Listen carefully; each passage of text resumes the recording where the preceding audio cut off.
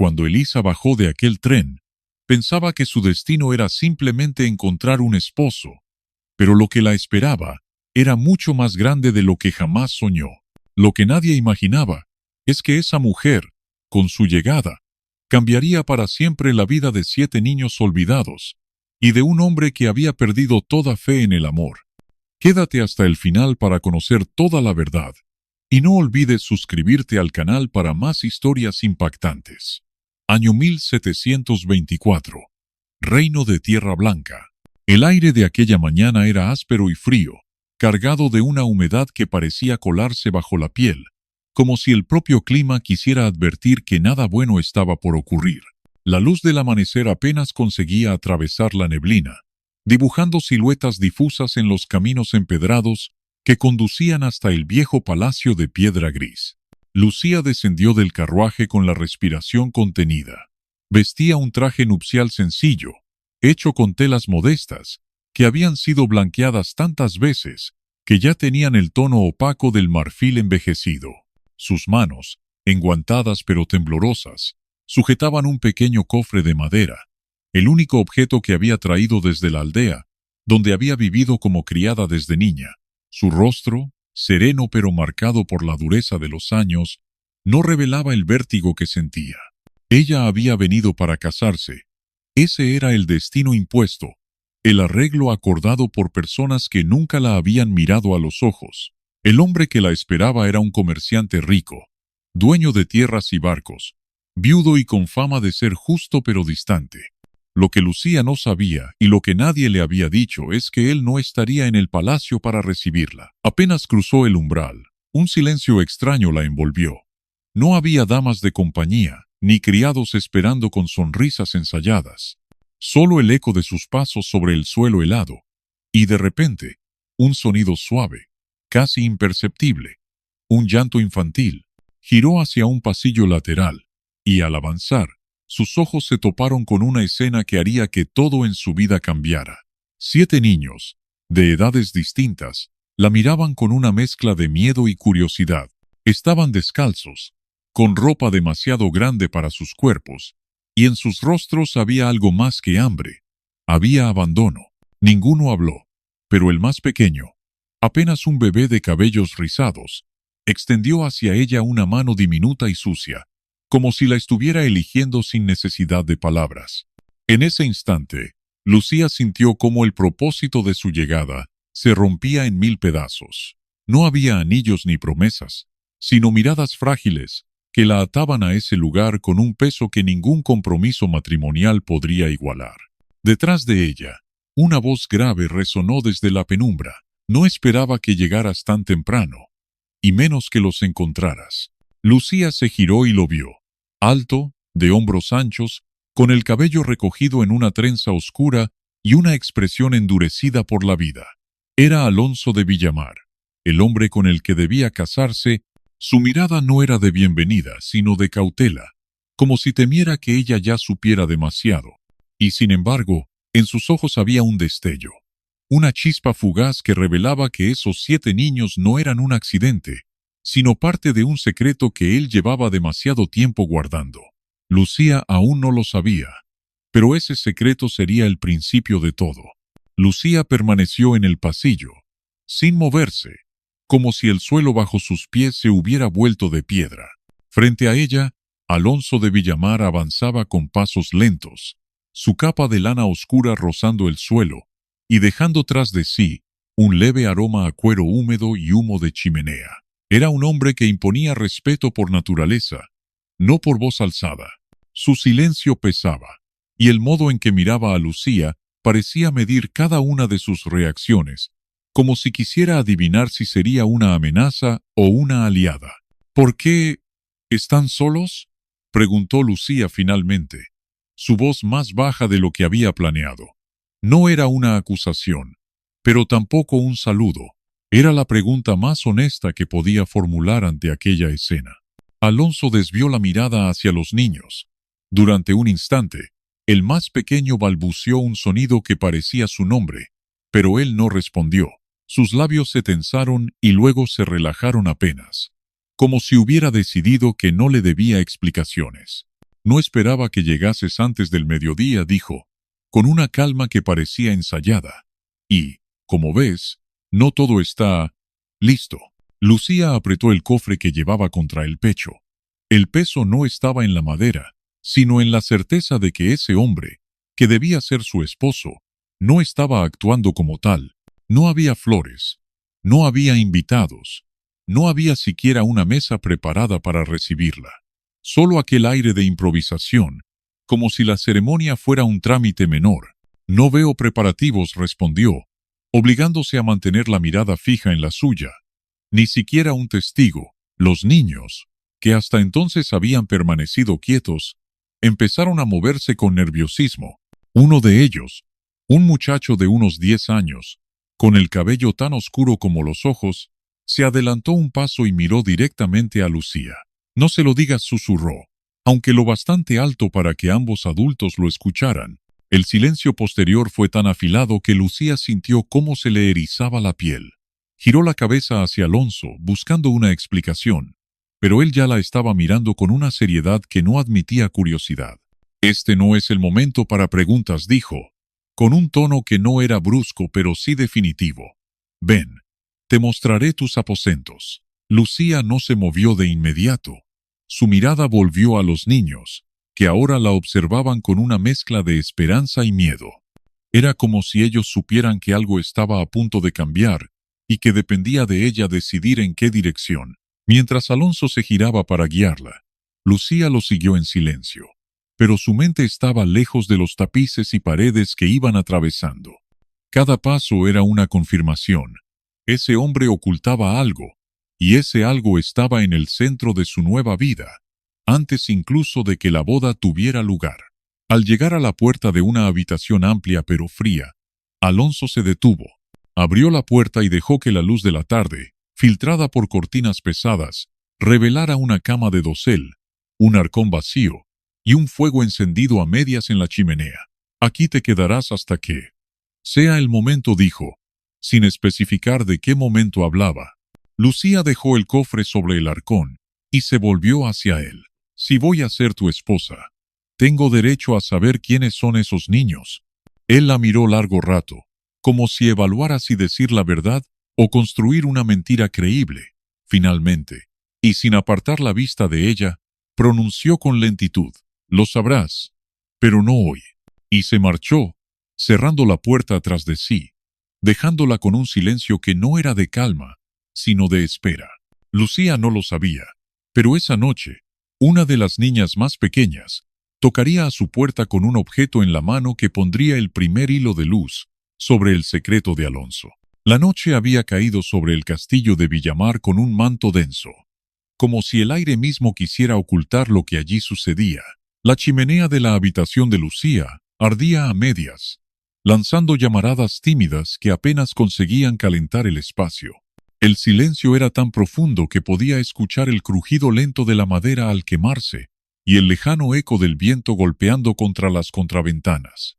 Lucía estaba sentada en el borde de la cama, con las manos entrelazadas sobre el regazo, intentando asimilar la imagen de esos 7 niños solos, sin madre a la vista, sin risas en sus rostros, sin la energía que debería llenar un hogar donde había juventud. Cada vez que cerraba los ojos, recordaba la frase del niño mayor. No se lo digas. ¿No decir qué? ¿A quién? ¿Qué estaba protegiendo un niño que apenas alcanzaba su hombro? Un golpe suave interrumpió sus pensamientos. 3 toques breves, casi tímidos. No eran los pasos seguros de Alonso, ni el golpeteo apresurado de un sirviente. Era otra cosa, algo más pequeño, más inseguro. Lucía se levantó y cruzó la habitación, abriendo la puerta apenas un resquicio. En el pasillo, iluminado solo por una vela que colgaba de la pared, estaba una niña de no más de 8 años, con un vestido sencillo y el cabello recogido en 2 trenzas desiguales. Sus pies descalzos tocaban el suelo frío, pero parecía no sentirlo. Sus ojos, grandes y oscuros, la miraban con una mezcla de determinación y miedo. No puedo quedarme mucho, dijo la niña, en un susurro que parecía temer despertar a las paredes. Pero tenía que darte esto.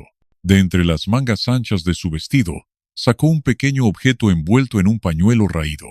Lo sostuvo con las dos manos, como si pesara más de lo que aparentaba. Lucía lo tomó con cuidado, y al desenvolverlo, el aire de la habitación pareció volverse más denso. En la palma de su mano apareció un amuleto ovalado, trabajado en plata vieja, con un escudo grabado en relieve. Lo reconoció al instante, el símbolo de la Casa Real de Arvendal. Dos leones enfrentados, custodiando una corona. Era un emblema que solo podían portar los miembros directos de la familia real, o aquellos a quienes el rey les otorgara su protección más alta. Lucía levantó la vista, sorprendida. ¿De dónde has sacado esto? La niña mordió su labio, dudando, y luego dijo con una voz tan baja que apenas era audible. Era de mamá, pero él no quiere que lo tengamos. Dice que es peligroso. Lucía sintió que la piel de su nuca se erizaba. ¿Él? ¿Te refieres a Alonso? La niña asintió, y sus trenzas se movieron como hilos tensos. Si se entera que te lo di, se pondrá furioso. Antes de que Lucía pudiera preguntar más, la niña dio un paso atrás, como si hubiera escuchado algo en el pasillo. Tengo que irme. No digas que me viste. Y desapareció entre las sombras, dejando a Lucía con el amuleto en la mano y una pregunta latiendo como un tambor en su cabeza. ¿Por qué un hombre que está a punto de casarse con ella oculta que esos niños llevan la sangre de la realeza? Fuera de la habitación, en algún punto del ala oeste, un par de pasos firmes resonaban contra el suelo de piedra. Alonso se acercaba, y Lucía debía decidir si ocultar el amuleto o enfrentarlo con la verdad. El pasillo estaba envuelto en una penumbra densa, como si la luz de las velas se negara a avanzar más allá de ciertos límites. El eco de unos pasos firmes se acercaba, resonando contra las losas frías, cada vez más cerca, cada vez más marcados. Lucía, de pie junto a la puerta entreabierta, sintió cómo el amuleto de plata pesaba el doble en su mano, no por el metal, sino por el significado que intuía y que aún no podía descifrar. Podría esconderlo. Bastaría con cerrar la mano, deslizarlo bajo la almohada o dentro del cofre junto a la ventana. Pero algo, una mezcla de orgullo y de un presentimiento oscuro, la mantuvo inmóvil. Si Alonso veía el amuleto, tendría que explicarse. Y tal vez ella escucharía, por fin, un fragmento de la verdad que él se empeñaba en guardar. La puerta se abrió despacio, sin prisas, como si el dueño de esos pasos no temiera ser descubierto en nada. Alonso apareció, vestido con una camisa de lino oscuro abierta en el cuello y una capa ligera sobre los hombros. El aire frío de la noche se coló con él, trayendo el olor a madera húmeda y a hierba pisada. Su mirada, al entrar, se detuvo directamente en el objeto que Lucía sostenía. No fue sorpresa lo que cruzó por sus ojos, sino algo más difícil de leer. Una mezcla de reconocimiento y incomodidad. Eso no debería estar en tus manos, dijo, con una voz baja, sin dureza, pero con una firmeza que no dejaba lugar a réplica inmediata. Lucía no apartó la vista. Me lo dio una niña en el pasillo, respondió, sin añadir explicaciones, dejando que el peso de la frase flotara entre ellos. Alonso se acercó un paso, luego otro. Su sombra creció en la pared, proyectada por las llamas inquietas de la chimenea. Se detuvo a poca distancia de ella, lo suficiente para que pudiera sentir su respiración lenta, medida. Ese amuleto no es un adorno, es un símbolo que puede abrir puertas y condenar vidas. Lucía sintió que la piel de sus brazos se erizaba. ¿Por qué esconderlo? ¿Por qué una niña tendría algo así? Y sobre todo, ¿por qué debería temer que yo lo viera? La mirada de Alonso se endureció, y sus labios se apretaron como si estuviera decidiendo cuánta verdad podía permitir salir en ese momento. Porque no es solo una niña, y no son solo niños, dijo al fin, despacio, como si cada palabra fuera un ladrillo que retiraba con cuidado de un muro invisible. Llevan un apellido que, si se supiera, haría que muchos quisieran verlos muertos antes del amanecer. Lucía buscó en sus ojos algún atisbo de mentira, pero lo que encontró fue algo peor, un miedo contenido. No miedo por él mismo, sino por otros. ¿Y tú? Preguntó ella, apretando el amuleto en su mano. ¿Qué eres tú para ellos? Por un instante, el hombre que tenía enfrente dejó de ser el futuro esposo, el señor del castillo, o el hombre de mirada impenetrable. Hubo un destello en su rostro, un recuerdo quizá, y entonces respondió: «Soy lo único que les queda». El silencio posterior fue más elocuente que cualquier discurso.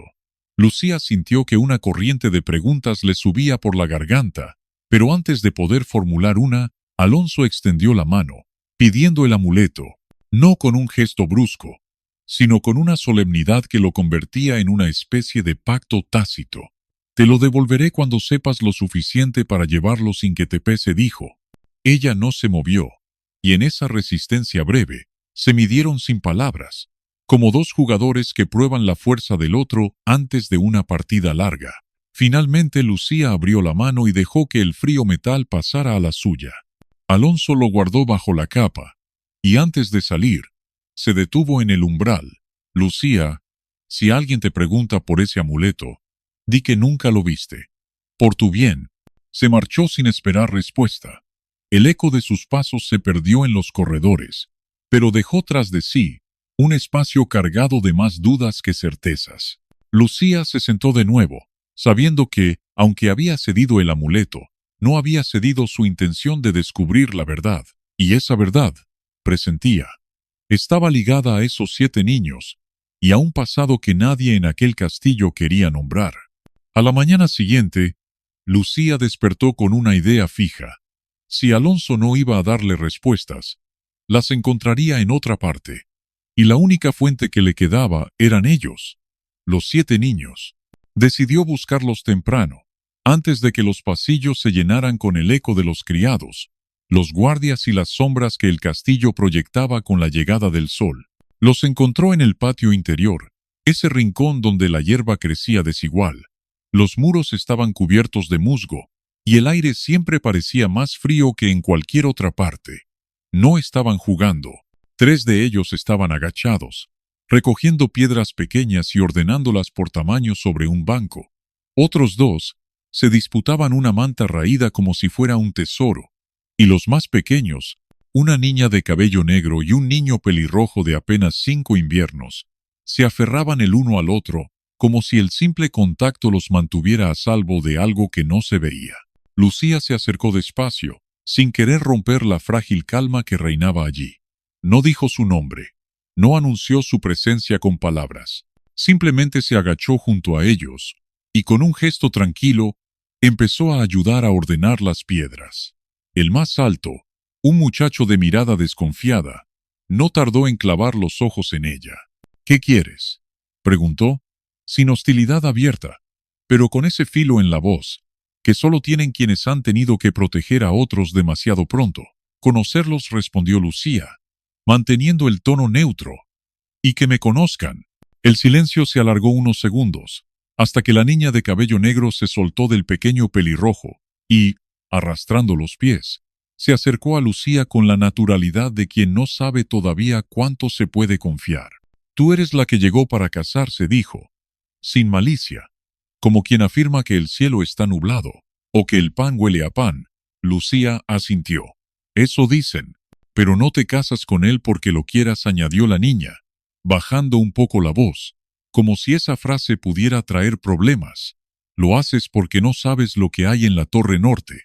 La frase cayó como un puñado de nieve en un fuego. Lucía sintió que el aire entre ellos se enfrió de golpe, y no solo por el viento que se colaba entre los muros. «¿Qué hay en la Torre Norte?», preguntó, cuidando que su voz sonara más curiosa que alarmada. El niño pelirrojo, que hasta entonces había permanecido en silencio, tiró del vestido de su hermana y negó con la cabeza. «No se lo digas», susurró. «Si lo dices, vendrá». Lucía se inclinó hacia ellos, buscando que sus rostros quedaran al nivel de sus ojos. «¿Quién vendrá?».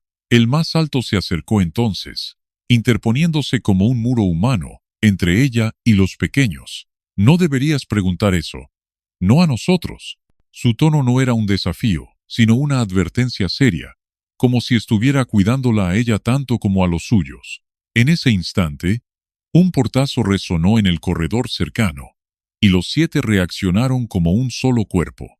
Se pusieron de pie, Se agruparon y sin más, corrieron hacia una puerta estrecha que daba a la cocina, desapareciendo en cuestión de segundos. Lucía quedó sola en el patio, con el viento moviendo las ramas secas y ese eco lejano del portazo aún vibrando en los muros. La torre norte no la había mirado con atención, pero ahora, mientras giraba la cabeza hacia su silueta, notó algo inquietante. Las ventanas estaban cubiertas con tablas desde el interior, y en el punto más alto, donde otras torres mostraban banderolas al viento, solo había piedra desnuda y ennegrecida. Esa noche, antes de dormir, Lucía recordó la frase del niño pelirrojo: «Si lo dices, vendrá», y comprendió que, fuera lo que se ocultaba allí, los niños no le temían por lo que era, sino por lo que podía hacer. La noche cayó sobre el reino de Tierra Blanca como un manto pesado, sin luna que suavizara la oscuridad. El aire estaba cargado de un frío húmedo que se filtraba por las rendijas de las ventanas y que parecía quedarse atrapado en los huesos. Lucía, envuelta en una capa gris, cruzaba los pasillos desiertos del ala este, siguiendo el rastro invisible que la llevaba hacia la torre norte. El silencio no era completo. A lo lejos, el viento silbaba entre las almenas, y de vez en cuando el crujido de la madera recordaba que el castillo, aunque imponente, estaba vivo y en constante susurro. Cada paso que daba sobre las losas frías resonaba como si alguien la siguiera, aunque al girar la cabeza no había nadie. Al llegar al corredor que conectaba con la torre, notó el cambio. El aire allí no era el mismo. Olía a hierro viejo, a piedra húmeda y a algo más. Un perfume muy tenue, dulce y floral, que no pertenecía a esa parte del castillo. El pasillo estaba más estrecho, las paredes más rugosas, y la luz de las antorchas se hacía más débil, como si la oscuridad devorara la llama desde dentro. Frente a ella, la puerta de la torre norte se alzaba imponente. Era de madera oscura reforzada con bandas de hierro, cerrada con un candado que parecía tan antiguo como el propio reino. Pero lo que más inquietaba no era la puerta, sino el silencio absoluto que la rodeaba. Allí, incluso el viento parecía haberse detenido. Lucía se acercó, apoyó la palma de la mano sobre la madera fría y, sin pensarlo demasiado, pegó el oído. Durante unos segundos no oyó nada, hasta que un sonido muy suave, como un roce de tela o el crujir de una silla, rompió el silencio. Y luego, una voz. No era un murmullo cualquiera. Era una voz de mujer, grave, clara, que hablaba como si supiera que alguien la escuchaba. Lucía, la joven, se apartó bruscamente, el corazón golpeándole el pecho como si quisiera escapar. No podía ser casualidad. Nadie le había dicho su nombre desde que llegó, salvo Alonso y los niños, y aquella voz, encerrada tras una puerta sellada, lo había pronunciado con una certeza inquietante. «¿Quién eres?», susurró, intentando mantener el control de su voz. Un silencio breve, seguido de un leve golpeteo, como si unas uñas acariciaran el otro lado de la madera. Luego, la respuesta: «Soy la razón por la que estás aquí». Lucía tragó saliva. «Yo vine para casarme». La voz soltó una risa suave, sin alegría. «Eso es lo que te hicieron creer». En ese momento, un sonido metálico la hizo girar la cabeza. Pasos. Alguien venía por el pasillo, y no caminaba deprisa, sino con un ritmo firme, como quien no teme ser escuchado. Lucía dio un paso atrás, y luego otro, intentando parecer casual, pero antes de que pudiera alejarse del todo, la sombra de Alonso apareció al final del corredor. No dijo nada, solo la miró con esos ojos oscuros que parecían medir cada uno de sus movimientos. Luego, en un tono tan bajo que era imposible saber si era advertencia o amenaza, pronunció: «Aquí no debes estar». Sin darle oportunidad de responder, le hizo un gesto para que lo siguiera, apartando la vista de la puerta como si lo que había detrás no existiera, o como si existiera demasiado. Pero mientras se alejaban, Lucía giró la cabeza una última vez hacia la torre norte y juró ver, entre las rendijas de la madera, un destello, como si dos ojos la estuvieran observando desde la oscuridad. Esa noche, después del encuentro en la torre norte, Lucía regresó a su alcoba con los pasos más medidos que había dado en su vida. No era miedo exactamente, era otra cosa, más afilada, más profunda, una mezcla de certeza y desconcierto. Certeza de que esa voz no era una ilusión, y desconcierto porque, de alguna manera, parecía saber más sobre ella que ella misma. Las velas de su habitación ardían casi hasta la mitad, proyectando sombras que se movían como si respiraran por su cuenta. El viento se colaba por las rendijas de la ventana, trayendo consigo un silbido irregular, como si quisiera pronunciar palabras que no lograban formarse. Lucía dejó la capa sobre el respaldo de la silla, y se quedó un momento inmóvil, escuchando. Afuera, el castillo parecía dormir, pero había algo en ese silencio que la mantenía alerta, como si en cualquier momento fuese a romperse. Se sentó al borde de la cama, aferrando el colgante de madera que uno de los niños, Tomás, le había dado esa mañana sin explicación. Lo había tallado con manos pequeñas, en forma de media luna, y aunque no tenía adornos, el tacto áspero de la madera le resultaba extrañamente reconfortante. Lo giró entre los dedos, pensando en cómo los 7 niños habían empezado a mirarla con una mezcla de curiosidad y alivio, como si su llegada hubiese alterado una rutina que nunca se atrevieron a cuestionar. Un golpe suave en la puerta rompió el hilo de sus pensamientos. No era un golpe impaciente, sino uno calculado. 3 toques, una pausa, y luego uno más. Se levantó despacio, y sin encender más luz, abrió apenas una rendija. Al otro lado, con el rostro medio oculto por la sombra, estaba la tía Remedios. La anciana no pidió entrar, ni cruzó la puerta. Se mantuvo en el umbral, con la espalda recta y las manos cruzadas al frente, como si estuviera frente a un altar invisible. Sus ojos, sin embargo, estaban más vivos que nunca, fijos en los de Lucía. Niña. Su voz era baja, áspera, pero no por falta de fuerza, sino porque cada palabra parecía contener algo que no debía ser escuchado por otros. Lo que oíste hoy, no lo busques. Lucía intentó responder, pero Remedios levantó la mano para silenciarla. Escúchame bien. Aquí hay verdades que no liberan, sino que entierran. Verdades que, una vez dichas, no puedes devolver al silencio. Lucía la miró con el ceño fruncido. ¿Y qué pasa si esas verdades ya me están llamando? Los labios de la anciana se tensaron, y en su mirada apareció algo que Lucía no había visto antes. Miedo, puro y directo. Entonces no contestes. No hasta que sepas si puedes vivir con la respuesta. La luz de la vela tembló como si el aire se hubiera vuelto más pesado, y por un momento, ambas mujeres se quedaron en silencio, escuchando un sonido lejano que parecía venir del corredor. Un arrastre suave, como el roce de una tela larga contra la piedra. Remedios giró la cabeza hacia el pasillo, sus ojos afilados como los de un animal que huele peligro, y dio un paso atrás.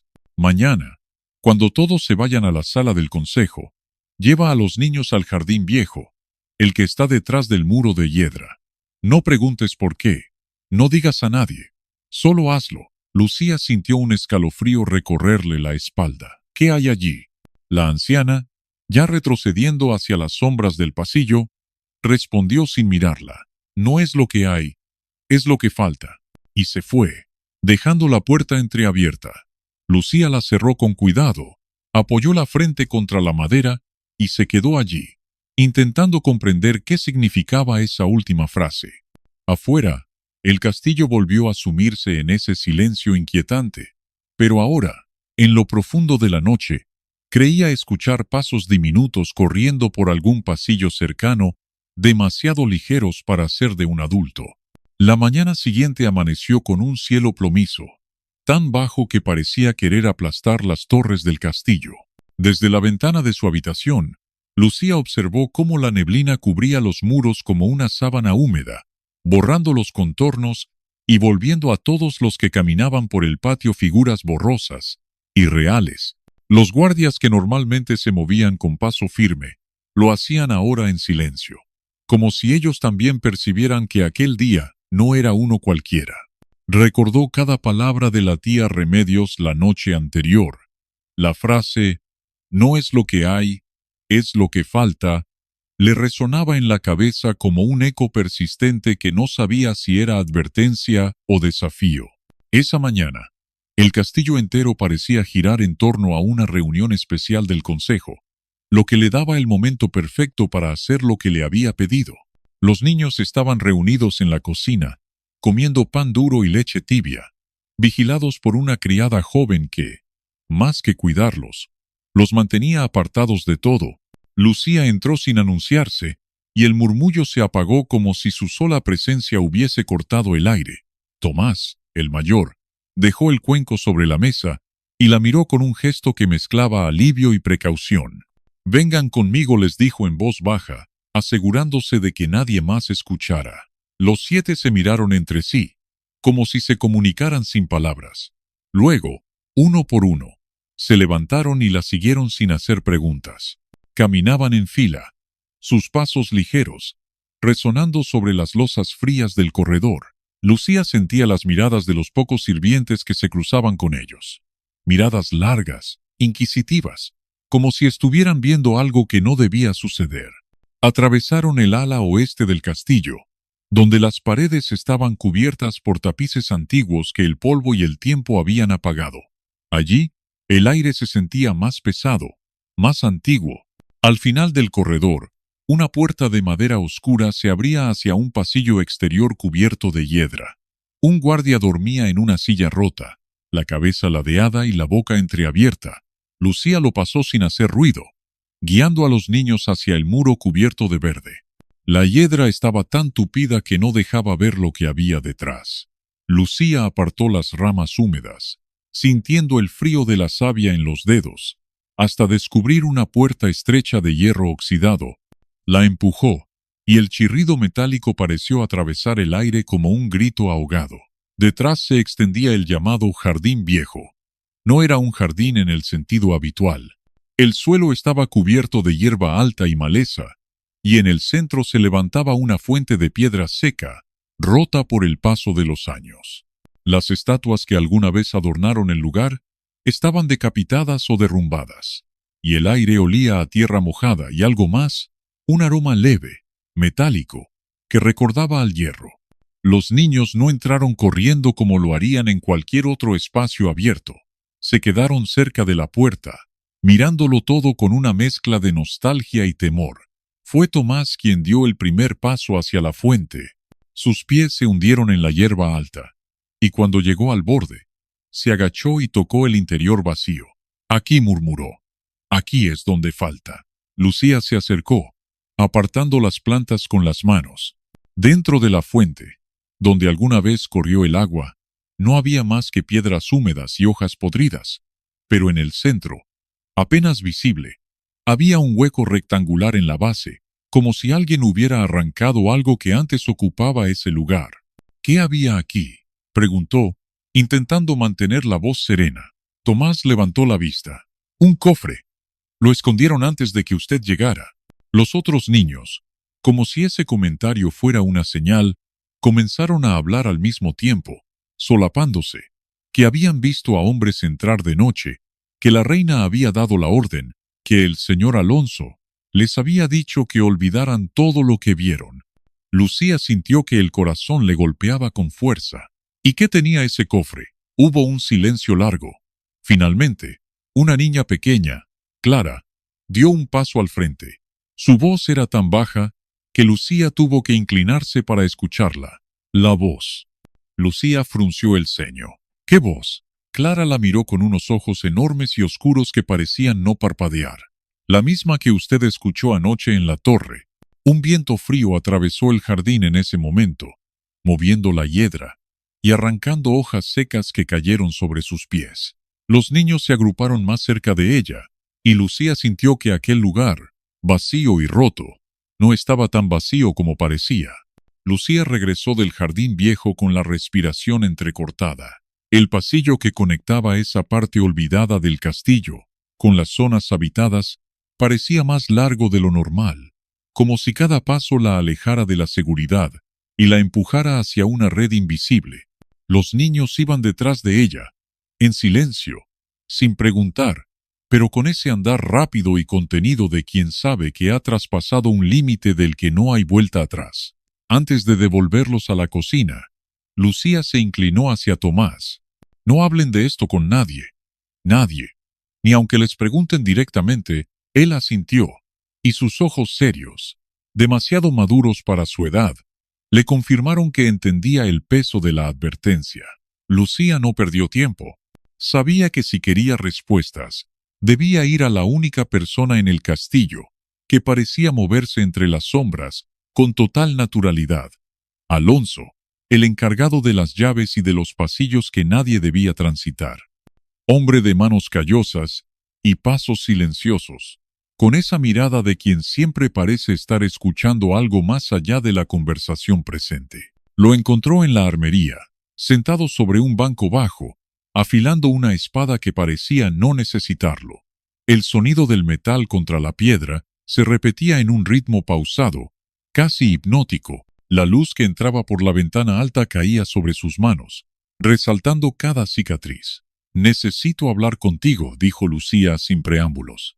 Alonso no levantó la vista. «Y yo necesito que no me metas en problemas».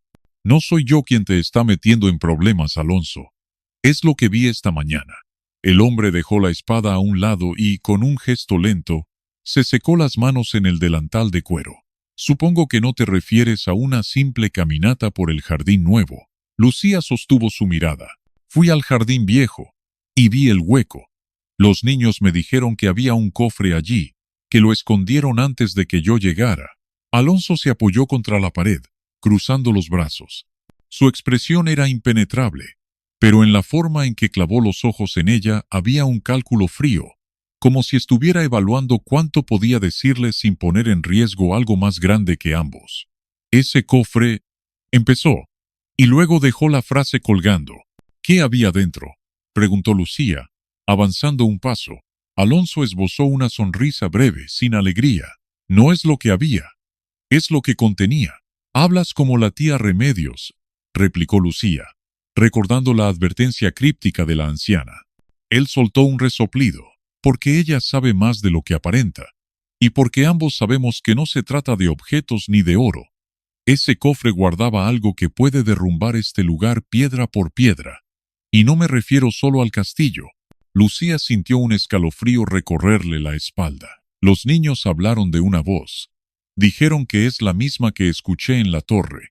Por primera vez, Alonso desvió la mirada, como si recordar aquello le costara. Esa voz pertenece a alguien que nunca debió desaparecer, pero que fue borrado de la historia a propósito. Y si tú la escuchaste, significa que no todo fue enterrado. El silencio entre ambos se volvió tan denso que parecía que el aire se había detenido. Lucía dio un paso más cerca. «¿Quién?». Alonso negó con la cabeza. «No puedo decirte el nombre, no aún, pero si quieres saberlo, tendrás que estar preparada para que el rey y la reina dejen de verte como un peón y empiecen a verte como una amenaza». Lucía iba a responder, pero un ruido seco interrumpió el momento. El eco de unos pasos firmes en el pasillo, acercándose. Alonso se irguió de golpe, recogió la espada y se inclinó hacia ella. «Vuelve a tu habitación. Ahora. Y recuerda esto. Si mañana alguien te llama para salir del castillo, no vayas». Los pasos se detuvieron frente a la armería. La puerta se abrió, y una figura alta, vestida con terciopelo negro, apareció en el umbral. La reina Isadora. Sus ojos pasaron de Alonso a Lucía, con un brillo que no necesitaba palabras para ser entendido. La reina Isadora no pronunció palabra durante el trayecto. Sus pasos eran largos, seguros, resonando sobre las losas de piedra como un tambor que marcaba el compás de una sentencia aún no dicha. Lucía caminaba un poco detrás, forzada a seguirla, sintiendo cómo cada esquina del pasillo se cerraba sobre ellas. No había guardias, ni sirvientes, ni testigos. Solo el eco de esos dos pares de pasos y un frío creciente que parecía filtrarse desde las paredes. Llegaron a una sala que Lucía no recordaba haber visto nunca. No era un salón abierto ni una cámara de recepción. Las ventanas, altas y estrechas, dejaban entrar apenas una línea de luz, y el aire olía a madera vieja y cera apagada. En el centro, una mesa larga cubierta con un tapiz de terciopelo granate. Sobre ella, una jarra de vino y 2 copas, una llena y otra vacía. Isadora tomó asiento en la cabecera, apoyando un brazo sobre el respaldo y cruzando las piernas con elegancia estudiada. Con la otra mano, hizo un gesto para que Lucía se acercara. «Siéntate». No era una invitación, era una orden envuelta en terciopelo. Lucía permaneció de pie. «Prefiero quedarme así». La reina ladeó la cabeza, con esa media sonrisa que no llegaba a los ojos. «Claro que prefieres. Es lo que haces siempre. Quedarte al margen, observando, esperando a que otros decidan por ti». Lucía apretó los puños. «¿Para qué me ha traído aquí?» Isadora se sirvió un poco de vino en la copa vacía, sin dejar de mirarla, y el sonido líquido llenando el cristal se volvió insoportablemente largo. Para hablar sin oídos indiscretos, hizo una pausa y bebió un sorbo antes de continuar. «Sé lo que has visto. Sé que entraste en el jardín viejo». Lucía mantuvo el silencio, pero un leve temblor en sus manos la traicionó. «No te preocupes», prosiguió Isadora. «No voy a castigarte todavía. De hecho, vine a advertirte». Sus ojos se afilaron como cuchillas. «No todos los secretos que encuentras te pertenecen. Algunos son demasiado grandes para que los lleve una muchacha como tú». «No soy una muchacha», replicó Lucía, y en su voz había una firmeza nueva. «Oh, sí lo eres». La reina sonrió con condescendencia. «Lo eres para mí, para el rey, y para todos los que viven entre estos muros. Un adorno, un suspiro pasajero, una curiosidad que un día desaparecerá sin dejar rastro, si tienes suerte». Lucía dio un paso al frente. «¿Y si no es suerte lo que quiero? ¿Y si lo que quiero es la verdad?» Isadora dejó la copa sobre la mesa con un golpe seco, el vino temblando en su interior. «La verdad», repitió, como saboreando la palabra Strasse. «Muy bien, te daré un trozo. Ese cofre que viste no guarda oro, ni joyas, ni documentos. Guarda un testimonio, una voz, una prueba de que alguien que este reino cree muerto sigue vivo. Y si sale a la luz, el rey perderá no solo su trono, sino la lealtad de todos». Lucía sintió como el aire se espesaba, casi cortándole la respiración. «¿Quién?» Isadora sonrió con lentitud. «No te lo diré, porque quiero verte dudar. Quiero que esta pregunta te persiga, que te robe el sueño, que te haga mirar al rey y preguntarte si lo que ves en sus ojos es amor o miedo a que lo descubras». Lucía la observó, intentando encontrar en sus gestos algún indicio de mentira, pero lo único que halló fue un placer casi perverso en verla enredada en aquella trampa invisible. La reina se levantó, acercándose tanto que Lucía pudo sentir el aroma de su perfume, dulce pero con un fondo amargo. «Si te quedas, terminarás siendo su escudo, y los escudos siempre se rompen primero. Si te vas, quizás vivas lo suficiente para olvidar este lugar». Le rozó el brazo con la mano, como si fuera un gesto maternal, aunque su voz seguía siendo puro veneno. «Piénsalo, querida». Sin esperar respuesta, Isadora salió de la sala, dejando a Lucía sola, con el eco de sus palabras clavándose como espinas invisibles.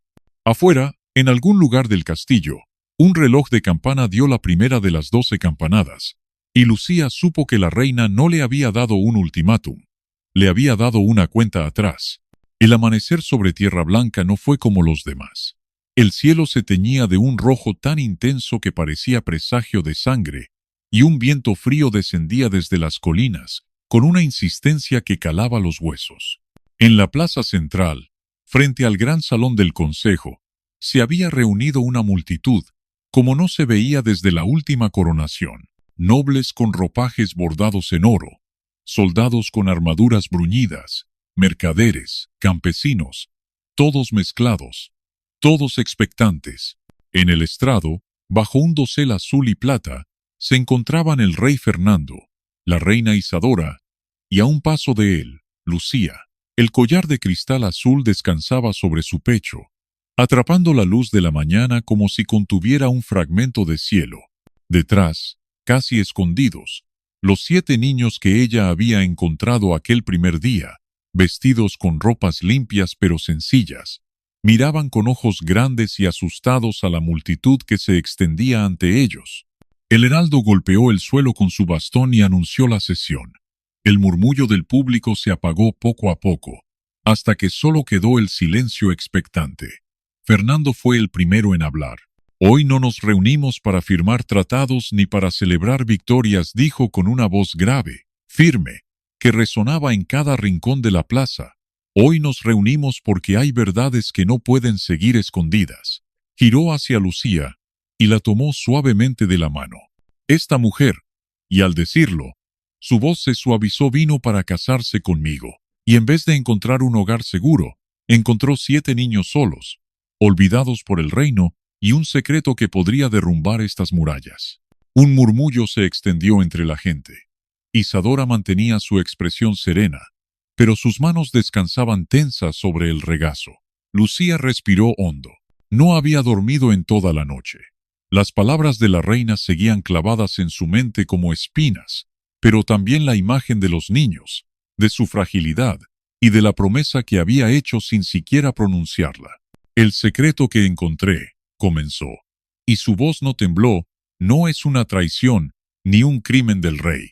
Es un abandono nuestro, de todos nosotros». Se giró hacia la multitud, buscando rostros entre la masa. «Estos niños», señaló hacia atrás, y ellos tímidamente dieron un paso al frente.